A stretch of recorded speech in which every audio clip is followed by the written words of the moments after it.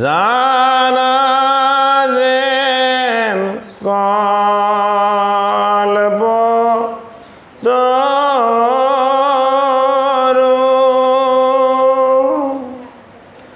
তাহান্দ বিনাই নাই নাই নাই আমার পরম গুরু রাম আমার পরম গুরু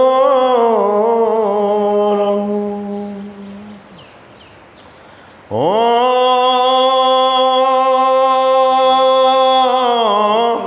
নমো ভগবতে বাসুদেবায়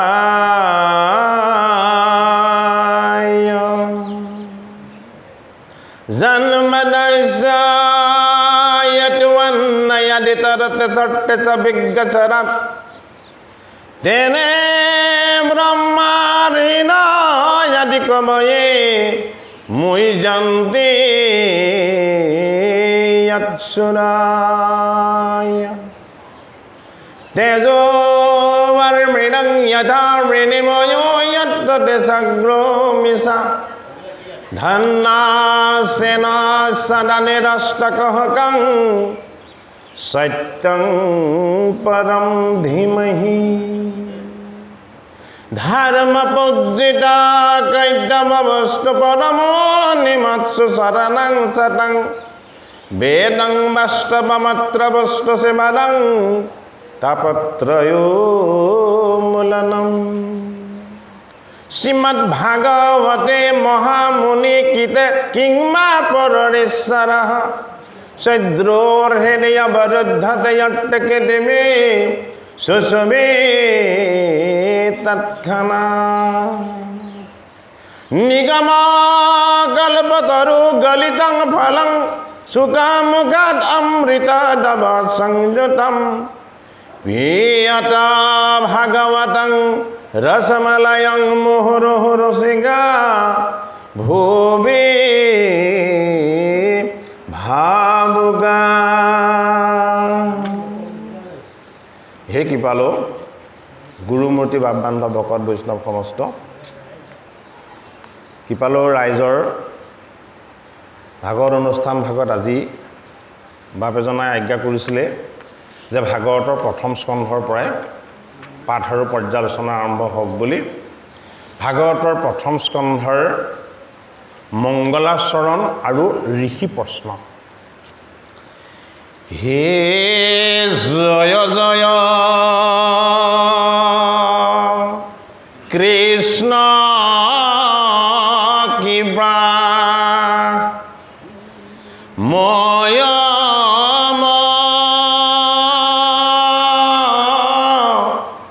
হে সৰ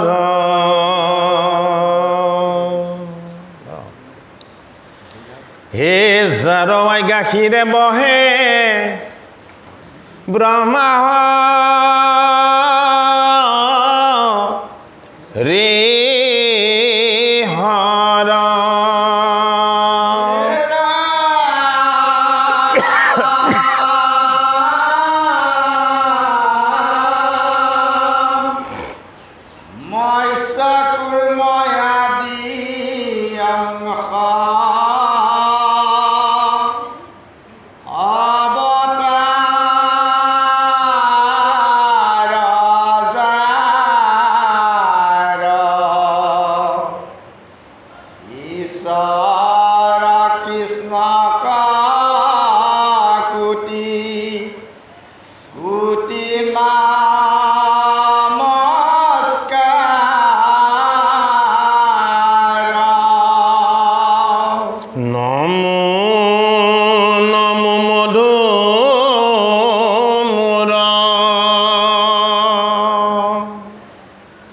ৰে প ম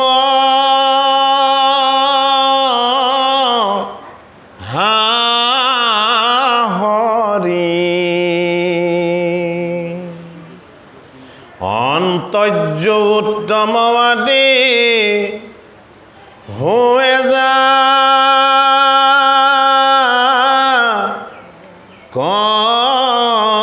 কস্মৰি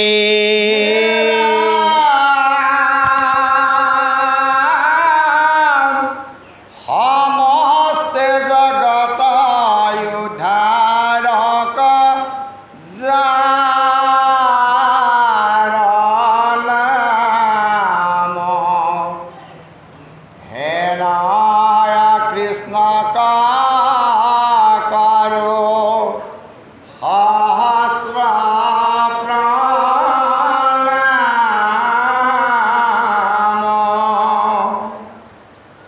প্ৰভু ভগৱন্ত ভকতৰ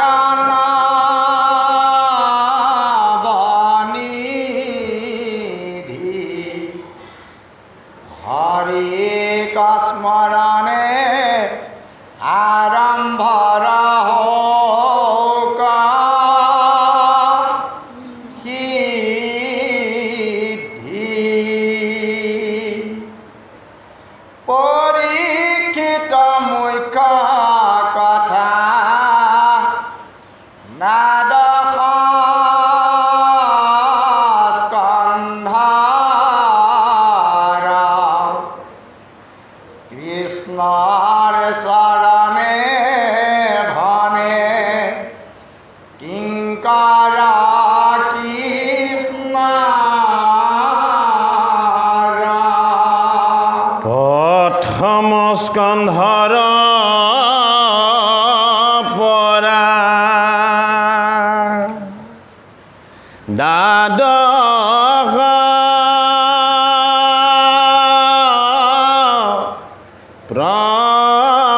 পৰ্যন্তে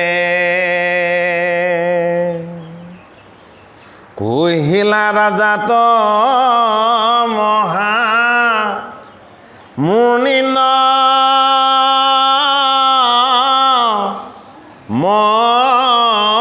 মহন্দে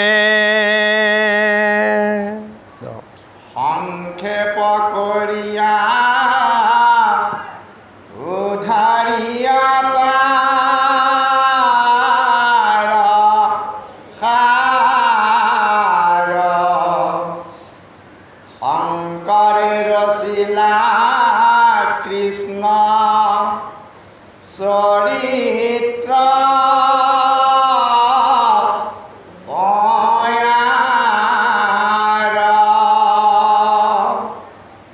হে ৰাম 28 সহস্ৰ ঋষি বেদত প্ৰধান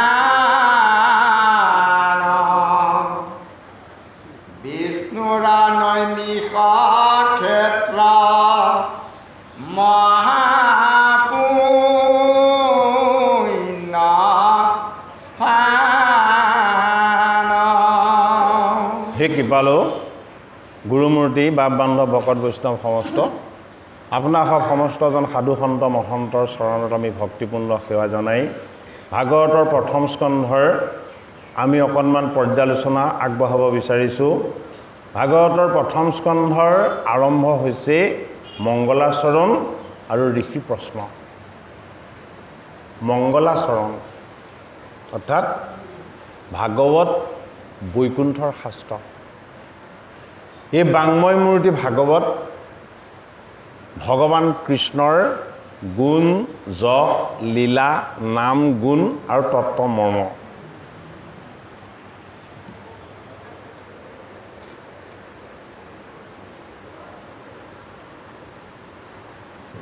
এই সমস্তখিনি কথা ভাগৱত শাস্ত্ৰ ভাগত প্ৰকাশ হৈছে। ভাগৱত শাস্ত্ৰৰ প্ৰথম পদ আৰম্ভ কৰাৰ প্ৰাৰম্ভিক যিখিনি সেই পৰিৱেশটো গুৰুজনাই ভাগৱত শাস্ত্ৰত ৰচনা কৰিবলৈ যাওঁতে প্ৰথমতে জয় জয়কাৰ ঘোষণা কৰি লৈছে। কাৰ জয় জয়কাৰ ঘোষণা কৰি লৈছে? যে কৃপাময় দৈৱকী নন্দন কৃষ্ণ, যিজন মহান ঈশ্বৰ, মহেশ্বৰ, যিজনৰ আজ্ঞা শিৰত ধাৰণ কৰে আৰু পালন কৰে। কোনে পালন কৰে? ব্ৰহ্মা, হৰি আৰু হৰ, এই তিনিজনে। ব্ৰহ্মা মানে সৃষ্টিকৰ্তা, হৰি মানে বিষ্ণু আৰু হৰ মানে মহাবৈষ্ণৱ শিৱ বা ৰুদ্ৰ। এই তিনিজন দেৱে যাৰ আজ্ঞা পালন কৰে সেইজনৰে কিছুমান অংশ অৱতাৰ, মৎস্য কুৰ্ম আদি। এই অংশ অৱতাৰ স্বৰূপ ঈশ্বৰৰ লীলাতত্বকো গুৰুজনাই প্ৰথমতে কোটি কোটি নমস্কাৰ জনাইছে আৰু কৈছে যে মধুমতী মায়াৰে সৈতে উন্মত্ত কৰি ফুৰা এই জীৱবিলাকক, যি মধুময় ৰিপুময় বাসনাবিলাক স্বৰূপ এজন দৈত্য আছিলে, যিজনৰ নাম হ'ল মধু দৈত্য। এই মধু দৈত্যক বিনাশ কৰোতা মহাহৰি সেইজন কৃষ্ণক স্মৰণ কৰিছোঁ, কিয়নো সেইজন কৃষ্ণক যদি কেনেবাকৈ স্মৰণ হয় অন্তৰ্যজনো উত্তম হৈ যায়। সমস্ত জগতৰ উদ্ধাৰ যিজনৰ নাম বস্তুৱে কৰে সেইজন কৃষ্ণক প্ৰণাম কৰিছে গুৰুজনাই আৰু কৈছে যে প্ৰভু ভগৱন্ত ভকত সমস্তৰ কাৰণে নৱনিধি। প্ৰভু ভগৱন্তৰ কথা শ্ৰৱণ কীৰ্তন কৰি ভকতে সদায় নব্য নব্য নতুন নতুন সুখানুভৱ অথবা আনন্দ অনুভৱ কৰে। এয়া কি কথাৰ তেখেতে পয়াৰ চন্দত পদ ৰচনা কৰিব বিচাৰিছে? যে পৰীক্ষিতৰ মুখ্য কথা দ্বাদশ স্কন্ধৰ ভাগৱত শাস্ত্ৰ পৰীক্ষিত ৰূপী জীৱৰ মুখ্য লাভৰ যিটো শ্ৰেষ্ঠ উপায়, সেই উপায়টোক প্ৰতিপাদন কৰি দেখুওৱা শাস্ত্ৰ। সেইটো কাৰণে এয়া পৰীক্ষিত ৰূপী জীৱৰ মুখ্য কথা। যি জীৱই গুৰুৰ কৃপাত গংগাৰ পাৰত ভাগৱত শাস্ত্ৰ শ্ৰৱণ কৰি তৰুণ কালতে মৃত্যুক স্বাগতম জনাই হাজাৰ বছৰ যজ্ঞ কৰি মৃত্যুক আনিব নোৱাৰা ঋষিসকলক সজাগ কৰি দিলে। এতিয়া ভাগৱত শাস্ত্ৰ আৰম্ভ কিহেৰে হৈছে?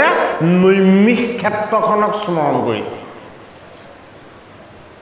বৈকুণ্ঠৰ কল্পতৰু ভাগৱত শাস্ত্ৰত প্ৰথম স্কন্ধত মংগলাচৰণত প্ৰথমতে স্মৰণ কৰা হৈছে দৈৱকী নন্দন কৃষ্ণ।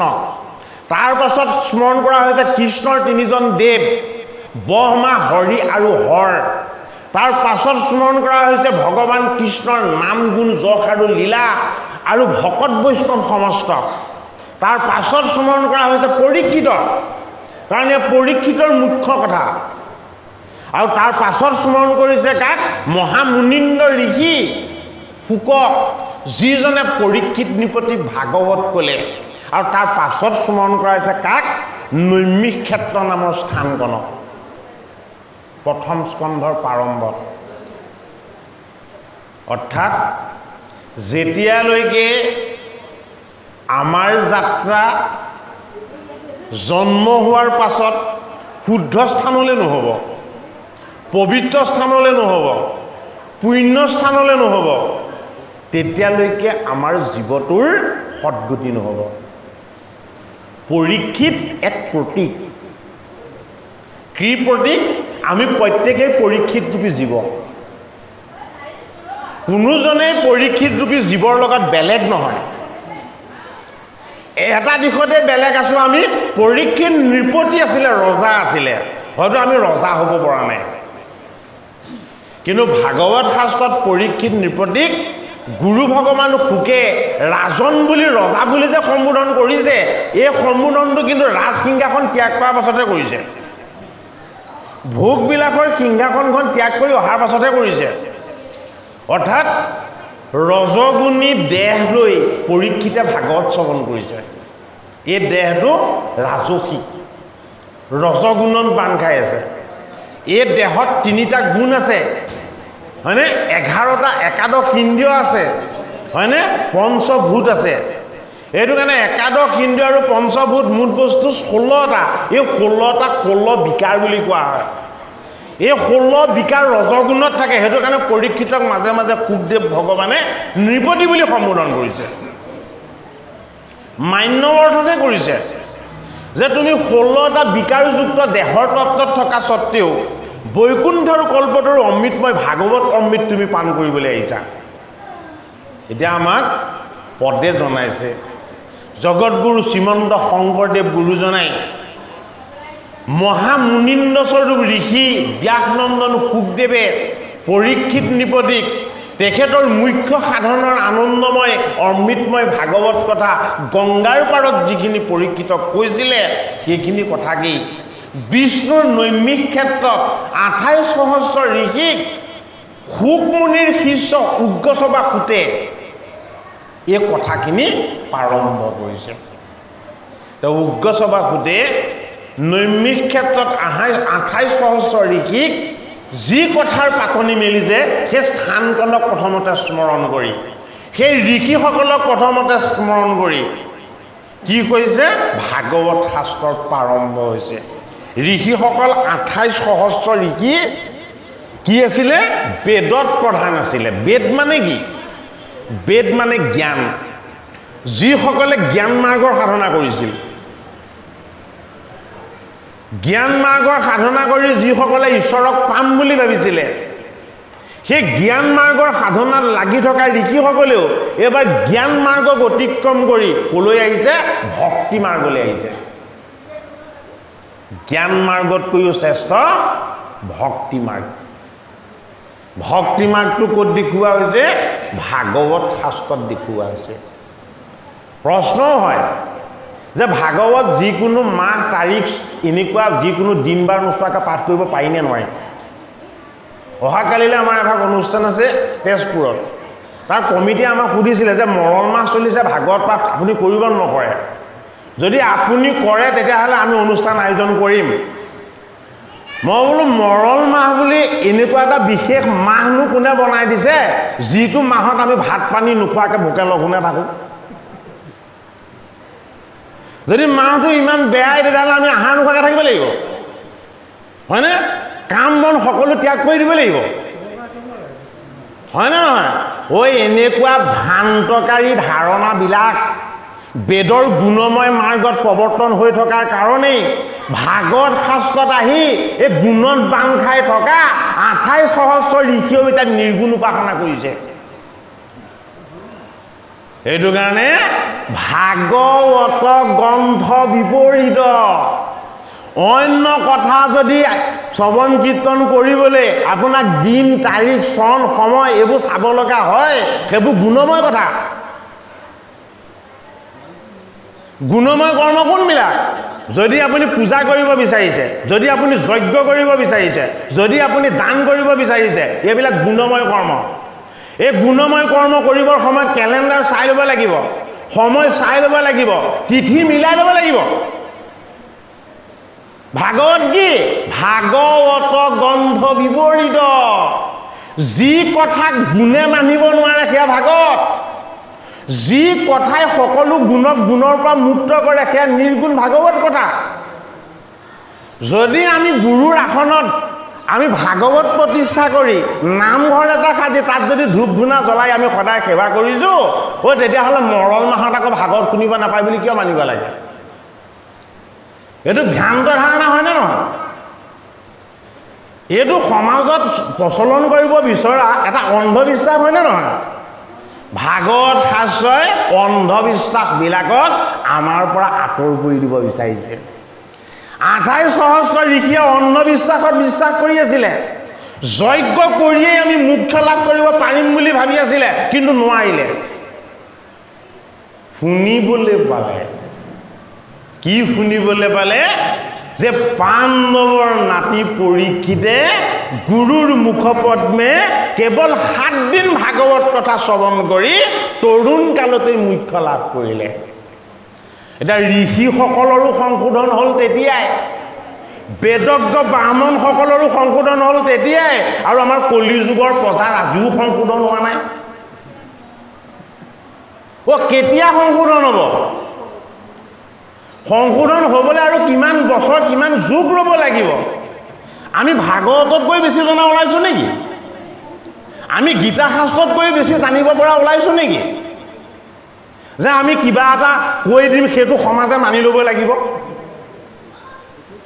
হয়নে বাৰু? ভাগৱত গ্ৰন্থ বিপৰীত মাধৱ মহাপুৰুষে নামঘোষা শাস্ত্ৰত ঘোষাত আমাক কি কৈছে? হে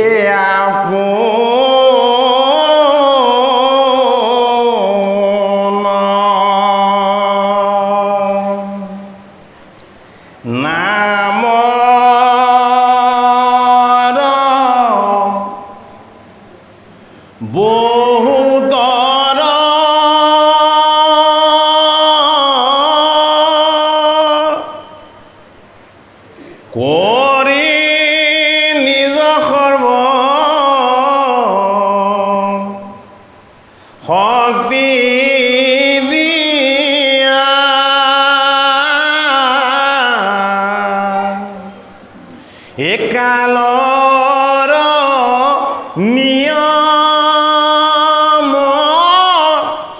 নিবিহি লাস্মৰণত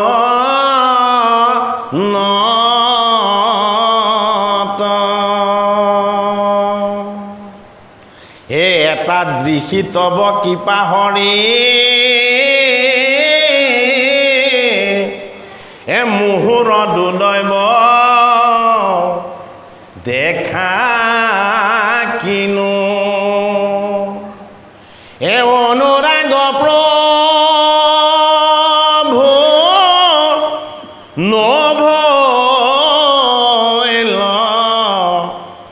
তোজনা মত অনুৰাগ নভৈল তোজনা মত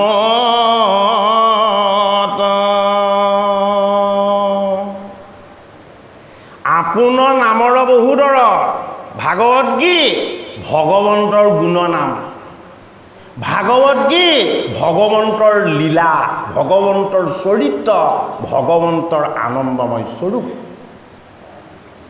সেইটো কাৰণে আপোনাৰ নামৰ বহুদৰ, এই ভাগৱতৰ যিমান মহিমা আছে ভগৱানৰো সিমান মহিমা নাই বুলি কৈছে। ভগৱন্ত প্ৰভুৱে নিজে কৈছে যে মোতকৈও মোৰ মহিমা বেছি। বোলে কিহৰ? মোৰ নামৰ, মোৰ ভাগৱত শাস্ত্ৰৰ, গীতা শাস্ত্ৰৰ। বোলে কেনেকে? আপোনাৰ নামৰ বহুতৰ কৰি নিজক সৰ্ব শক্তি দিয়া। মই মোৰ নামটোত, মোৰ গুণত, মোৰ যশত, মোৰ লীলাত মই বহুতখিনি শক্তি দি থৈছোঁ। কেনেকুৱা ধৰণৰ শক্তি দিছোঁ? যে মই কালৰ নিয়মক এইবিলাক মোৰ নাম বস্তুক মই বান্ধিবলৈ নিদিলোঁ। কালৰ নিয়ম মানে কি? সময়ৰ নিয়ম। এতিয়া মাধৱে কি কৈছে? এটা দৃশি তব কৃপা হৰি। তুমি কৰা কৃপাবিলাকৰ ভিতৰত এইটোৱেই আটাইতকৈ শ্ৰেষ্ঠ কৃপা। আৰু হে মোৰ ভগৱান, মোৰ দুৰ্দিনটো চোৱাচোন। আজি যিসকলৰ দুৰ্দিন, সেইসকলে মৰণ মাহ বুলি আজি ভাগৱত শুনিবলৈ নাই অহা।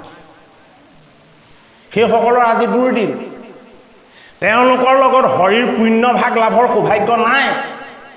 সেইটো কাৰণে তেওঁ এটা অন্ধবিশ্বাসক মানি তেওঁলোক আজি ইয়ালৈ আহিব পৰা নাই। আপোনালোকে বঞ্চিত কৰা নাই, আমি বঞ্চিত কৰা নাই। ভগৱন্তৰ অজ্ঞান ৰূপী এই হিৰণ্যাক্ষই তেওঁলোকক আজি বঞ্চিত কৰিছে। সেইটো কাৰণে ভাগৱত শাস্ত্ৰৰ 6ম স্কন্ধত হিৰণ্যাক্ষক বধ কৰাৰ তত্ত্বটো দিছে। এই অজ্ঞান আৰু অবিদ্যাৰূপী আসুৰী বৃত্তিবিলাকক বিনাশ কৰি দেখুৱাইছে ভগৱানে। ক'ত বিনাশ কৰিছে? ভাগৱত শাস্ত্ৰত বিনাশ কৰিছে। এইটো কাৰণে কৃষ্ণৰ নাম গুণ যশ শ্ৰৱণ কীৰ্তনত কালৰূপী গুণে বন্ধাৰ কোনো ব্যৱস্থা নাই। কালে বান্ধিব নোৱাৰে। বোলে কিয়? কৃষ্ণ এক দেৱ দুখ হাৰি কাল মায়াদিৰো অধিকাৰী। যিজন কাল আৰু মায়া এই দুটা বস্তুৰ অধিকাৰী, সেইজনক কাল আৰু মায়াই কোনো কাৰণত বান্ধিব নোৱাৰে। সেইটো কাৰণে ভগৱানৰ নাম আমি শুদ্ধ মনে শুদ্ধ চিত্তে আমি চন তাৰিখ বাৰ একো নোচোৱাকৈ ল'ব পাৰোঁ। ভগৱন্তই তেওঁৰ নামত এইটো ডাঙৰ কৃপা কৰি থৈছে। আৰু যিয়ে নামৰ ভাগ ল'ব পৰা নাই সেইজনতকৈ আৰু দুৰ্ভগীয়া এই জগতত দ্বিতীয়জন নাই বুলি আমাক শাস্ত্ৰভাগে কৈছে।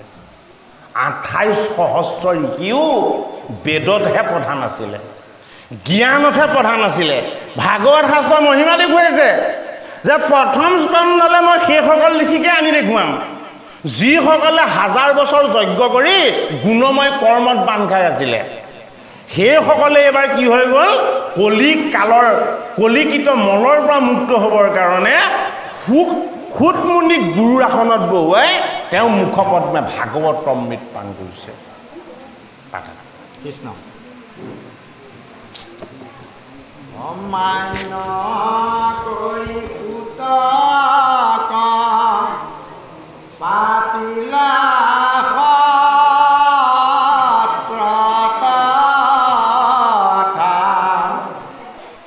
সৌনক প্ৰমুখে শুনে ভাগৱত কথা। সৌনক বদতি শুনা উত্তম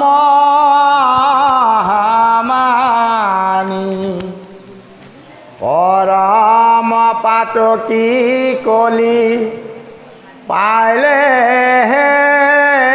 নজানি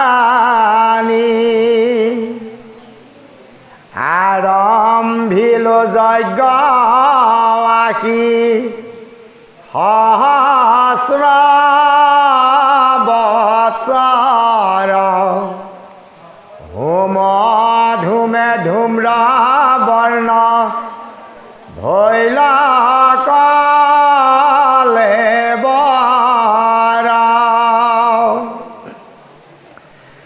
যিটো কৰ্ম কৰোৱাত নাহিকে বিশ্বাস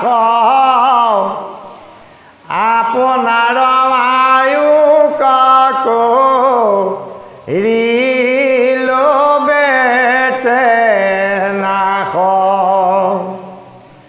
সম্প্ৰতি তুমি চিন্তি কামহাহিত কৰায়ুক পান কৃষ্ণ চৰিত অমৃত। হে পৰম ঈশ্বৰ কৃষ্ণ দেৱ নাৰায়ণ এ তান মহাভক্তিটো এ শ্ৰৱণ কীৰ্তন এই হাকন জানিয়ান কৰ্ম কৰি মৰো এ কৈও কৃষ্ণ কথা সুত যেন মতে তৰু। মান্য কৰি মানে যি ভাগৱত তেওঁলোকক কীৰ্তন কৰি শুনাব, সৌনক আদি 28 সহস্ৰ ঋষিয়ে তেওঁলোকক গুৰু হিচাপে স্বীকাৰ কৰিলে। বোলে কি আপুনি গুৰুৰূপী গোবিন্দৰ আসনত বহি আপোনাৰ গুৰুৰ কৃপাত লাভ হোৱা বৈকুণ্ঠৰ কল্পটোৰ ভাগৱত শাস্ত্ৰ আপোনাৰ কণ্ঠত বিৰাজমান হৈ আছে। সুতৰ ভাগৱত ক'ত বিৰাজমান হৈছিলে? কণ্ঠত। উগ্ৰসভা সুতক সুকমুনিয়ে দুহাত দানি আশীৰ্বাদ দিছিলে। 60 সহস্ৰ ঋষিয়ে তেওঁ কাষত বহি ভাগৱত শুনিছিলে। পৰীক্ষিতে শুকৰ কাষত বহি ভাগৱত শুনিছিলে। উগ্ৰসভা সুতে ভাগৱত ক'ৰ পৰা শুনিছিলে? 1 যোজন আঁতৰৰ পৰা শুনিছিলে। ওচৰৰ পৰা শুনা নাছিলে, আঁতৰৰ পৰা শুনিছিলে। বাকীসকলে ভাগৱত শুনিছিলে মনেৰে আৰু উগ্ৰসভা শুতে ভাগৱত কিহে শুনিছিলে? প্ৰাণেৰে শুনিছিলে। সেইটো কাৰণে মন প্ৰাণ। যি প্ৰাণেৰে সৈতে ভাগৱত পাণ কৰে সেইজনৰ প্ৰাণত কোন প্ৰতিষ্ঠা হয়? পীতাম্বৰ প্ৰতিষ্ঠা হয়। এই পীতাম্বৰলৈ পৰম তত্ত্ব কোন? শুকমুনি। শুক আত্মাৰূপ, ঈশ্বৰ ৰূপ, গুৰু ৰূপ। সেইটো কাৰণে শুকে আত্মাৰে কোনে ভাগৱত শ্ৰৱণ কৰিছে পৰীক্ষিতক কৈ থাকোঁতে তেওঁ দেখি আছিলে। বোলে মই যি কৈ আছো এইখিনিকে আত্মাৰ যোগেদি শুনি আছে উগ্ৰসভা শুতে। যেতিয়া ভাগৱত কৈ হ'ল তেতিয়া শুতক মাতি আনিলে, মাতি আনি ক'লে মই তোমাক আজি দুহাত দাঙি আশীৰ্বাদ দিছোঁ, তোমাৰ 18 পুৰাণ কণ্ঠাগত হ'ব, গীতা ভাগৱত শাস্ত্ৰ কণ্ঠাগত হ'ব, 4 বেদ 14 শাস্ত্ৰ তোমাৰ কণ্ঠাগত হ'ব। তুমি গুৰুৰ আসনত বহি যেতিয়াই মোক স্মৰণ কৰিবা সমস্তখিনি তোমাৰ হৃদয়লৈ নামি আহিব। তেনেজন গুৰুক চৰণ সেৱা কৰি 1000 বছৰ যজ্ঞ কৰি মোক্ষ লাভ কৰিম বুলি আশা পালি বেদময় গুণময় কৰ্ম কৰি থকা 28 সহস্ৰ ঋষিয়ে এইবাৰ ফুটক নিমন্ত্ৰণ কৰি আনিলেগৈ। বোলে কিয়? বোলে আমাক কৃষ্ণ কথাৰ অমৃত পান কৰাও, নহ'লে আমি কি কৰিলোঁ? আমি গোটেই জীৱনটো অথলে নিয়ালোঁ, বিফলে নিয়ালোঁ। যিটো কৰিলে আমাৰ মোক্ষ লাভৰ আনন্দ লাভ হ'ব আমি সেইটো নকৰি আমি গুণময় কৰ্মবিলাকত লাগি থাকিলোঁ। ভাগৱতৰ প্ৰথম স্কন্ধত 28 সহস্ৰ ঋষিৰ সংশোধন হৈছে। প্ৰথমতে যিসকলে গুণময় কৰ্ম কৰি আছিলে সেইসকলে গুণময় কৰ্ম ত্যাগ কৰি এই ভাগৱত অমৃত পান কৰিছে। গতিকে গুৰুজনাই তেনে ভাগৱত অমৃত বৈকুণ্ঠৰ কল্পতৰু আমাৰ মাজলৈ বোৱাই আনি আমাক এই অমৃত পান কৰাৰ এই কলিযুগত এটা ডাঙৰ সুযোগ দিছে। সেইটো কাৰণে ভাগৱত কথা শ্ৰৱণ কীৰ্তন কৰিবলৈ পোৱাটো কোটি কোটি জনমৰ পুণ্যৰ ফল বোলে। ভাগৱত শাস্ত্ৰত আছে কিয়া? ভাগৱতৰ 10ম স্কন্ধৰ আদি দশমৰ প্ৰাৰম্ভত গুৰুজনাই যি পদ নিবন্ধন কৰিছে সেই পদ নিবন্ধন কৰোঁতে কৈছে যে কোটি জনমৰ পুণ্য যদি কেনেবাকৈ কাৰোবাৰ সঞ্চয় হয় তেতিয়া কোনোবাজনে কৃষ্ণ কথা শ্ৰৱণ কৰিব পাৰে। বহুত পুণ্য জীৱবিলাকে, বহুতখিনি পুণ্যৰ অদ্ভুত হৈ থকা জীৱবিলাকে যাৰ লগত আগৰ জন্মৰো সঞ্চিত পুণ্য লাগি আহিছে সেইসকলেহে ভাগৱত শুনিব পাৰে। নহ'লে মৰল মাহ বুলি ভাগৱতলৈ নহাকে থাকিব। তেওঁলোকৰ লগত সঞ্চিত পুণ্য এতিয়াও হোৱাগে নাই ভাগৱত শ্ৰৱণ কৰিব পৰাকে। ভগৱন্তই তেওঁলোকক আঁতৰ কৰি ৰাখিছে, হয়নে? গতিকে ভকতৰ সংগ ল'লে, হৰিৰ নাম গুণৰ ভাগ পালে তেওঁলোকৰ আগৰ সঞ্চিত পুণ্য ক্ষয় হ'ব। তেতিয়া ভাগৱত শুনিবলৈ আহিব পাৰিব। ৰাস্তাটো কোনে খুলি দিব লাগিব? ভগৱন্ত প্ৰভুৱে খুলি দিব লাগিব। আপুনি মই কাকো ৰাস্তা খুলি দিব নোৱাৰো, হৰিৰ কৃপা লাগিব। 28 সহস্ৰ ঋষিৰ মহাভাগ্যৰ অদ্ভুতই হ'ল। তেওঁলোকে যজ্ঞ কৰি কৰি দাড়ি চুলি চব ধোঁৱা বৰ্ণ কৰি দিছে যে আমি মোক্ষ লাভ কিয় কৰিব পৰা নাই? প্ৰত্যেকে বৃদ্ধ হৈ গৈ আছো, দাড়ি চুলি চব ধোঁৱা বৰ্ণৰ হৈ গৈ আছে, দেহাটো এলান্ধুকলীয়া হৈ গৈ আছে, অথচ আমি কিয় মোক্ষ লাভ কৰিব পৰা নাই? তেওঁলোকে মৃত্যু কি নাজানে, মৃত্যুক জিনিবলৈ জয় কৰি আছে। এই দেহটোলৈ মৃত্যু আহিবলৈ বাধা দি আছে তেওঁলোকে। পৰীক্ষিতে কৰি দেখুৱালে বোলে কি এই সজাটো বেছি পুৰণি হৈ যোৱাৰ আগতে সলাব লাগিব। আমি ফটা চিটা কাপোৰ কানিবিলাক কি কৰোঁ? পিন্ধি থাকোঁ জানো? আমি পিন্ধা কাপোৰবোৰ যেতিয়া ফাটিব চিটিব চিলনি মাৰিলেও চিলনি নোলোৱা হ'ব, এতিয়া কি কৰোঁ? সেইটো দলিয়াই পেলাই দিওঁ, হয়নে বাৰু? পৰীক্ষিত ৰূপী জীৱক ভাগৱতত গুৰু ভগৱান শুকে কৈছে তুমি পিন্ধি থকা এই যে চোলাটো, এই চোলাটো সলাব লাগিব। এই চোলাটো তুমি ফাটি চিটি উঁৱলি যোৱাৰ পাছত সলাবানে এইটো ভাল হৈ থাকোঁতেও সলাবা? এইটো তোমাৰ সিদ্ধান্ত। 7 দিন সময় দিলে মাত্ৰ পৰীক্ষিত কোনে ঋষিৰ অভিসম্পাতৰ দ্বাৰা এতিয়া আমি সেইখিনি কথা পাম পৰীক্ষিত নিপতিক অভিসম্পাত দিলে নে ভাগৱত শাস্ত্ৰত সেই আশীৰ্বাদ দিলে আমাক এতিয়া বুজাব সেইটো কাৰণে কৃষ্ণৰ কথা ভাগৱত কথা গীতা শাস্ত্ৰৰ কথা এনেদৰে শুদ্ধ ভকত বৈষ্ণৱৰ সংগত শ্ৰৱণ কীৰ্তন কৰিবলৈ পোৱাটো হাজাৰ জনমৰ সঞ্চিত পুণ্যৰ ফল এটা জনমৰ সঞ্চিত পুণ্য ফলত এনেদৰে দ্বিতীয় বৈকুণ্ঠত আহি আশীৰ্বাদ লৈ ভগৱন্তৰ কৃপা লাভ কৰাৰ কেতিয়াও কাৰো সৌভাগ্য নহয় ভাগৱত শাস্ত্ৰৰ প্ৰাৰম্ভতে আমাক সেই উপলব্ধিখিনি কৰিবলৈ কৈছে যে ভগৱন্তই যে আমাক ভকতৰ সংগলৈ আনিলে ভগৱন্তই যে আমাক এই ভাগৱত শাস্ত্ৰৰ সংগলৈ আনিলে ভগৱন্তই যে আমাক এই ভাগৱত শাস্ত্ৰ অকণমান শ্ৰৱণ কীৰ্তন কৰাৰ সুযোগ দিছে এইটো কি এইটো ভগৱন্তৰ আটাইতকৈ শ্ৰেষ্ঠ কৃপা গতিকে আপোনাক সব আজি সেৱকী বাপ সমস্তও আৰু এই ভাগৱত অনুষ্ঠানলৈ আহি ভাগৱত শ্ৰৱণ কীৰ্তন কৰা বাপ আই সমস্তও মহাভাগ্যৱান যিহেতু অমৃতটো অত্যন্ত দুৰ্লভ বস্তু অমৃতটো দুৰ্লভ বস্তু অমৃত পোৱা নাযায় অমৃত ক'ত আছে অমৃত আছে ভাগৱতৰ যদি কোনোবাই ভাগৱত অমৃত পান কৰিবলৈ পাইছে তেতিয়া কি হ'ব তেওঁৰ জীৱনৰ ভয় দূৰ হয় কি ভয় মৃত্যু ভয় ভাগৱত শাস্ত্ৰত প্ৰথম দূৰ কৰি দেখুওৱা হৈছে মৃত্যু ভয়টো জন্মৰ লগে লগে ঈশ্বৰে আমাক এটা বস্তু দিয়ে পঠিয়ায় সেইটোৱে মৃত্যু ভয় অবুধ হৈ থাকোঁতে বুজি নাপায় যেতিয়াই বুজি পোৱা হ'ব তেতিয়াবা কি হয় মই জন্ম যে ল'লোঁ কেতিয়াও মৰিব নালাগিব হয়নে বাৰু পাণ্ডৱৰ নাতি পৰীক্ষিতক মৃগয়া কৰিবলৈ গৈ ঋষিৰ আশ্ৰমত জল বিচাৰি গৈ জল নাপাই ঋষিক কটু বাক্য প্ৰয়োগ কৰি গালি শপনি পাৰিলে আৰু সেয়াই নাতিলে মৰা সাপ এটা আনি সাধনাত থকা ঋষিজনৰ ডিঙিত মেৰিয়াই দিলে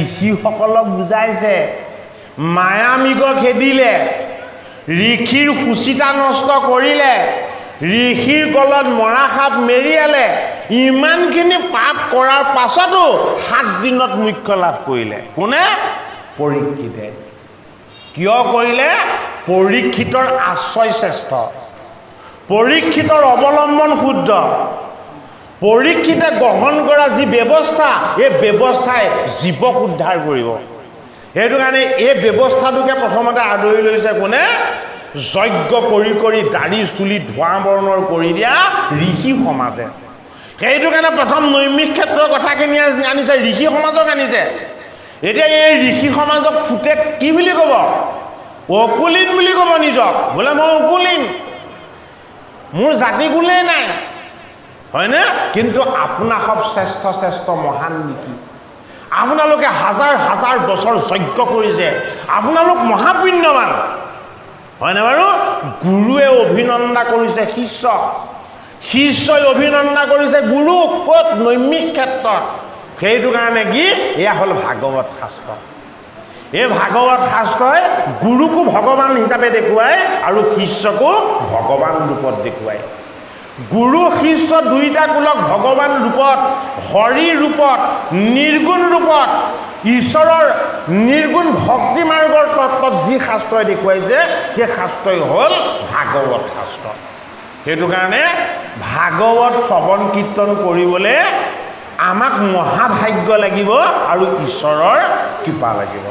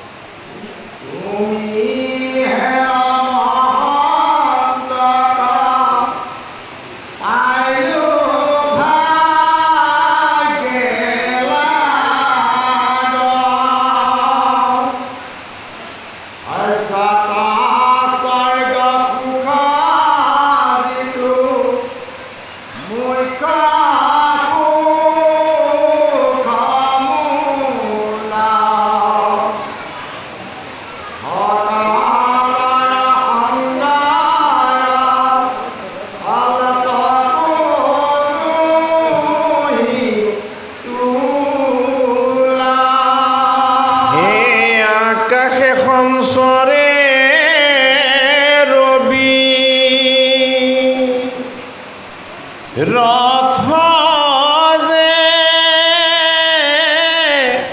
নবায়ু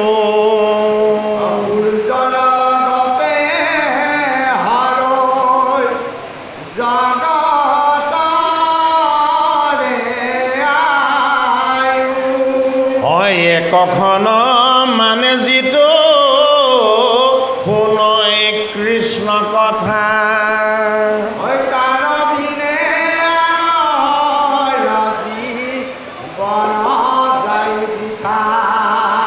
ও কৃষ্ণ তোর বিয়ায়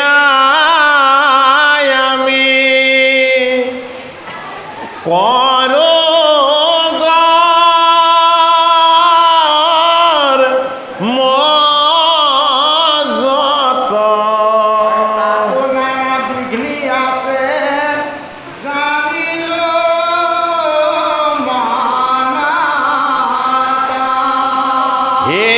এতেকে পিয়ায়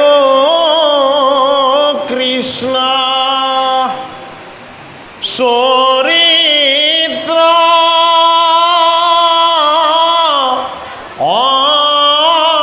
অমৃত শ্রবণ মাত্রকে হও কৃত কৃত।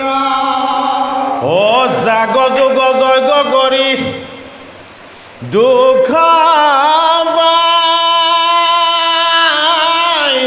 লো মাত্র আদে কহিউক মহা ভাগবত শাস্ত্র। ও কৃষ্ণ কথা ইটো আমি তত কৰিছান অনুকূত কুক পৰীক্ষিত সম্বাদ। ও যাৰ ঘোড়া চলে আতি